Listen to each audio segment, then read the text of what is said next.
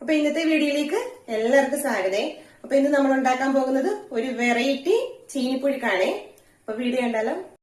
സാധാരണയായിട്ട് നമ്മൾ ചീനിപ്പുഴുക്ക് ഉണ്ടാക്കുമ്പോൾ ഇത് കുറച്ചുകൂടെ നീളത്തിലാണല്ലോ ഇങ്ങനെ കട്ട് ചെയ്തെടുക്കുന്ന ചീനിയെ. ഇതാണെന്നുണ്ടെങ്കിൽ നമ്മൾ കുറച്ചുകൂടെ കുഞ്ഞു കുഞ്ഞു ഞുറുക്കുകളായിട്ടാണ് കേട്ടോ ഇതുപോലെ കട്ട് ചെയ്തെടുക്കണേ. ഇനി ഇതിപ്പോ കഴുകി ഒന്ന് പുഴുങ്ങാൻ വെക്കാമേ. കുറച്ച് ഉപ്പൊക്കെ ഇട്ടിട്ട് നമുക്കൊന്ന് പുഴുങ്ങിയെടുക്കാമേ. നമുക്ക് വെറൈറ്റി ചീനി പുഴുക്കുണ്ടാക്കാൻ വേണ്ടിയിട്ട് അതിന് എണ്ണ ഒഴിക്കുക. അതിലേക്ക് കുറച്ച് കടുക് ഇട്ട് കൊടുക്കുക. ഇനി കടുക് ഒന്ന് പൊട്ടി വരുമ്പോഴത്തേന് കുറച്ച് ഉഴുന്ന് പരിപ്പ് കൂടി ഇങ്ങനെ ഇട്ട് കൊടുക്കണേ. അതിനുശേഷം കുറച്ച് വറ്റൽ മുളകും കൂടി ഇട്ട് കൊടുക്കാമേ.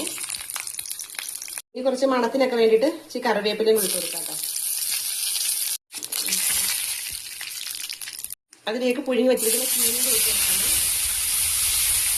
ശേഷം കുറച്ച് തേങ്ങയും കൂടി ഇട്ട് കൊടുക്കാമേ. തിരികെ വെച്ച തേങ്ങയും കൂടെ പിന്നെ ഇളക്കി നമുക്കൊന്ന് യോജിപ്പിച്ച് കൊടുക്കാമേ. ഇതെല്ലാം കൂടെ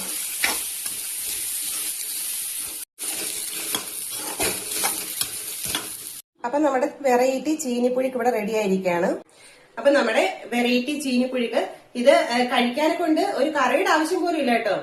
വേണമെന്നുണ്ടെങ്കിൽ മുളകും നമ്മുടെ കൊച്ചുള്ളി എല്ലാം കൂടെ വെച്ചൊരു ചെറിയൊരു ഉപ്പുമുളകൊക്കെ ആക്കി എടുക്കാം.